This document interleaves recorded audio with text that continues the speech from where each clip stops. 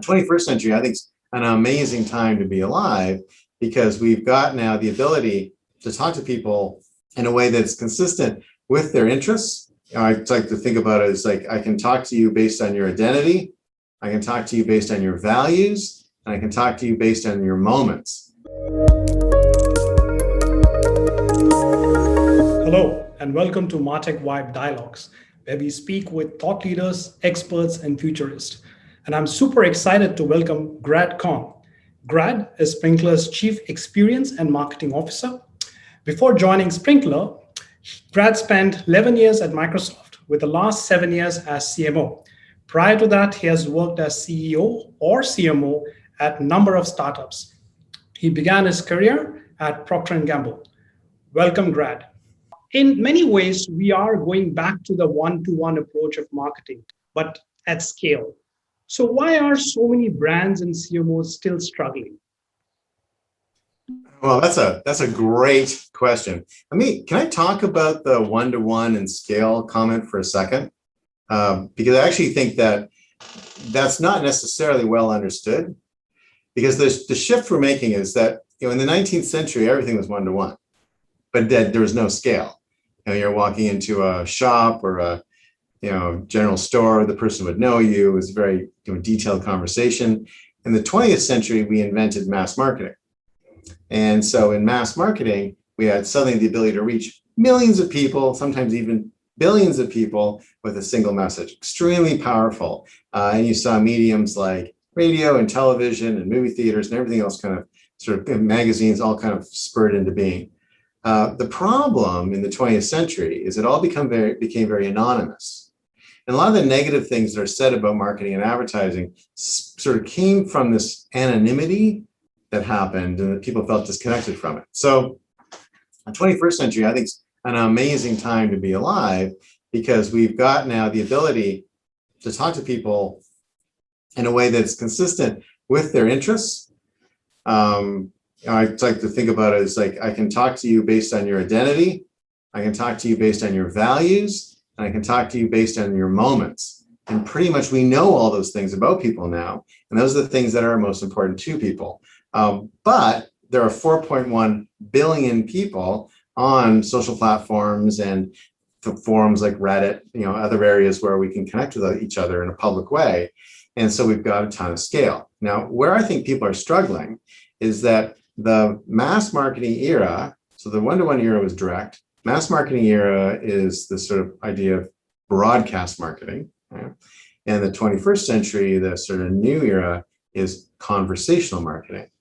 And the struggle that people are having, and I see this every day, and I actually just finished talking to a group about this, and I can see the struggle that they're having with it as well, is that most of us grew up and were trained in a broadcast mindset.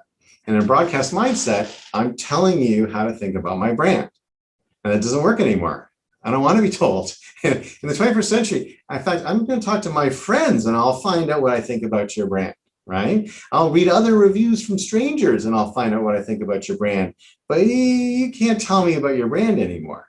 And so in this conversational context, where people struggle is they keep telling people things. And what I see a lot of CMOs and marketers do is they take broadcast type of communications, they put them into a conversational medium, like say Reddit, and they try to push it out because they want to continue to tell.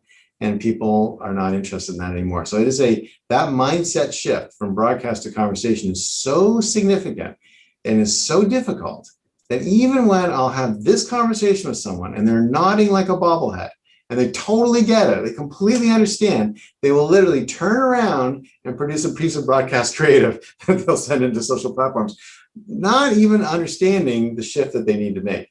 And I think it's very profound and a very challenging thing. And the companies that do this really well are going to, I think, have sustainable competitive advantage for a while, because I don't think this mindset is easily sort of battled. And it's going to be really interesting to see who pulls ahead on this race.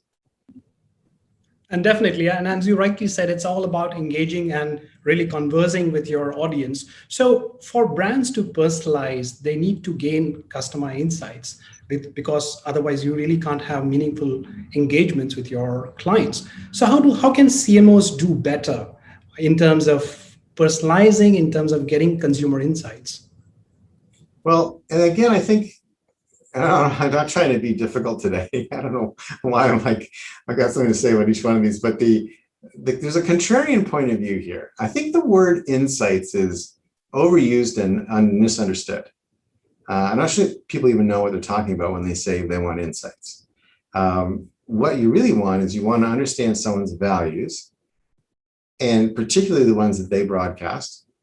Let's say sustainability is really important to somebody. Well, then you need to have a conversation with them about sustainability.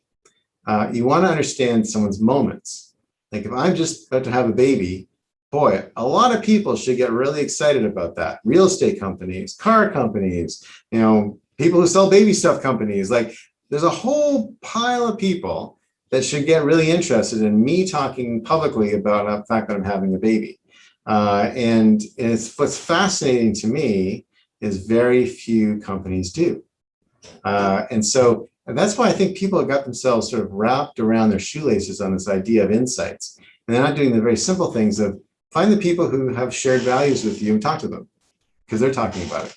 Find people who've got moments that are relevant to your business and just talk to them, and because they would welcome it, and you don't have to sell them anything. You just congratulate them if you want to. And I think that's where people work too hard to get sort of these insights, and all they really need to do is find the people that want to talk to them about things that are important to them and their business. All right. So my next question is, to me, customer experience is essentially a brand promise. So who is really responsible for delivering that brand promise or customer experience? Is it the CMO or someone else? Yeah, this is really this is an issue a lot of companies are struggling with. I would argue at the outset here that brand is everybody's responsibility in a company. And I don't mean that as a cop-out, but it's really, I think anyone who sort of says, well, brand is just those folks over there and we'll behave any way we want over here, that's not going to work. Everybody has to be part of the brand and connected to the brand. And there are many companies who do this really well. A good example would be Zappos. And the Zappos brand is all about fanatical customer service, and they embody that from top to bottom. And they embody that from the lowest paid customer service person to the highest paid CEO. They all live that. It's actually surprising to me that the Zappos ideology has not been more broadly adopted. It's actually quite shocking. And they even wrote a book on how to do it. It's not like it's a big secret, right? And that book, I think, is like 10 years old now. It's been around for quite a while. And so I think there's a bigger issue in organizations around how do we all live the brand together.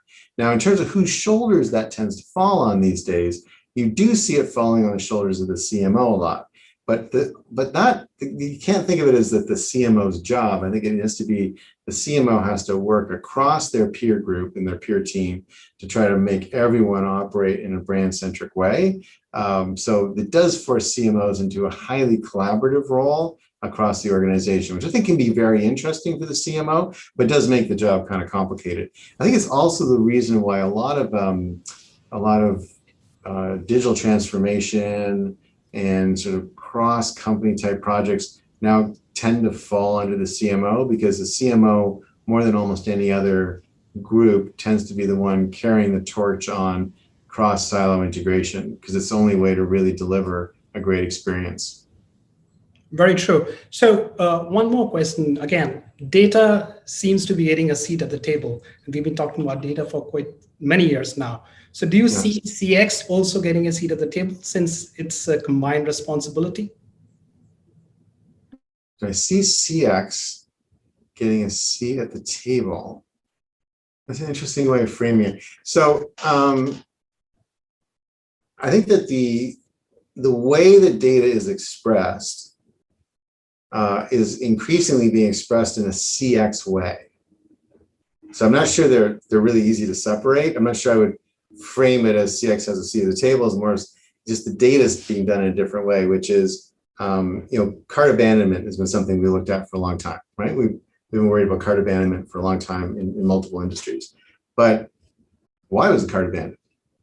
And you know, what caused the cart abandonment? And I think getting the double click underneath that and understanding that more starts to drive into the issue of experience. There's a very interesting study I read the other day that when people see that there's a field for a discount in your checkout flow and they don't have a discount, the abandonment rate is like 80%. Because they'll go look for a discount because they'll see this open empty field that tells them I'm spending more money than I should be. I need to go fill that in, and then I'll come back and complete this process. Of course, there may not be a discount available. They can't find it, and they never kind of go back. So why would a retailer have that open empty field? Why not just keep it hidden, and then basically you don't have to worry about people seeing that and feel like they're paying more than they should, and then you'll be able to only unlock it if the person has the code and they know how to unlock it. And so there's some simple things like that that make that's part of the experience. And the experience issue there is I feel like I'm overpaying because you're showing me that someone's getting discounts that I don't have. And so understanding that issue, which is the underlying issue why carts may be abandoned, is how you understand how to improve experience and how to optimize that checkout flow. And if you go into any checkout flow today, not Amazon's interestingly, but you go into the most typical checkout flows, you'll see the problem that I'm illustrating right now, and no one's really fixed it. So understanding how the issue happened and getting to the symptoms, and I'm getting to the disease, not just the symptoms, is the way that we get better insight on experience. And that's how we use the data in ways to help make the business grow. Let's come back to Sprinklr now. Sprinklr started out as a social media management platform, but it has really evolved into this powerful CXM platform now. Take us through the journey. Well, it's in a way, there's the journey of the company, but there's also the journey of society. And there's two things going on at the same time here, right? So if you think about when Sprinklr was founded, it was founded in 2009, but didn't really onboard its first customers until 2011. I was one of the very first customers when I was at Microsoft. But you think about how people were looking at social platforms, social channels, but also remember forums, blogs, news sites, review sites. Those are all part of it, right? It's not just social platforms. And today, Sprinklr actually pulls in about 400 million different data sources, including all the broadcast TV, radio, magazines, and newspapers. So it's kind of pretty much anything that's in digital, which is essentially all media is now in digital format, is pulled into Sprinklr. So it's pretty comprehensive. But when you think about what's been going on in those early days, even the way that we were interacting with social and the way companies were interacting with social was very limited. We had people who were working on it called community managers. That's a great insight into the mindset that we had at the time, which is we thought we had people that needed to manage these communities and sort of run it almost like a message board. Today, we're thinking about conversational commerce and selling and doing a ton of customer care because these channels have become the primary communication tools for most customers. And if you there's a great Mary Meeker chart where she shows the preferred method of contact with businesses. And so if you look at people who are older, like 70 plus, they love the phone, right? They love synchronous connections on the phone. But as you move into younger generations, even Generation X, you'll actually see that there's a big preference for asynchronous connection and for social and messaging. And particularly, and that was 2019, that study came from. So for the last year and a half, we've all been forced into a context where we're essentially online all the time and usually in meetings all the time. So it's actually become really important to have the ability to interact with the company asynchronously because I don't have the time to make a phone call. Like if I need to phone a company, and sometimes happens, I literally hire someone to make the call for me because they're going to be on the phone for 2 or 3 hours. And I don't have 2 or 3 hours of synchronous connection in my day. It's impossible. And so as companies sort of see this, what's happening is that these channels that when we started with them, we were just kind of managing them and trying to figure them out, they become a primary method of communication. So that societal change has sort of carried Sprinklr along. And so we've been adding functionality and adding capabilities along the way as companies have needed more capabilities because these channels have become their primary communication medium. And CXM, customer experience, is really defined as the experience that somebody has with your brand.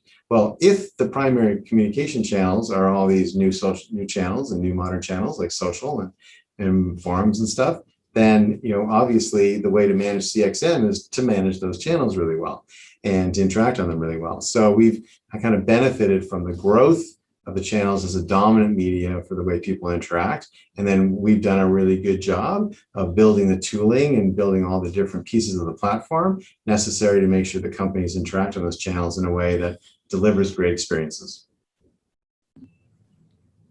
Fascinating. And is it true that many product innovations were based on your requirement as a client when you were in Microsoft? Well, I mean, yes and no. So I don't want to take all the credit for it because that seems a little overachieving. But I will say Raji's got this really great philosophy, right? So, and a lot of companies can learn from this, especially a lot of software startups. And his philosophy was always really straightforward. If a customer was willing to pay for a feature, he would build it. And so there's a statistic out there. I don't know where it came from. I was one of the major consulting firms that came out with a stat, but the stat was for SaaS B2B software, which is a category that we're in, about 50% of the features that are rolled out never get used, right? And it's very kind of a tragic number in a way, because you think that's half of the engineering resource. And engineering resource is a very finite, expensive, and difficult resource to get. Half the engineering resource is essentially wasted on features that people don't want. And typically you haven't got everything built. So it's not like they're completely done. So what Raji's done is he's got a very efficient methodology because he's only building to what people pay for. And so I would maybe say, hey, I really like a button that makes everything blue. And Raj would be like, well, how much are you willing to pay for that? And I'm like, I don't really want to pay anything for it. He goes, well, fine, we're shipping that. Okay.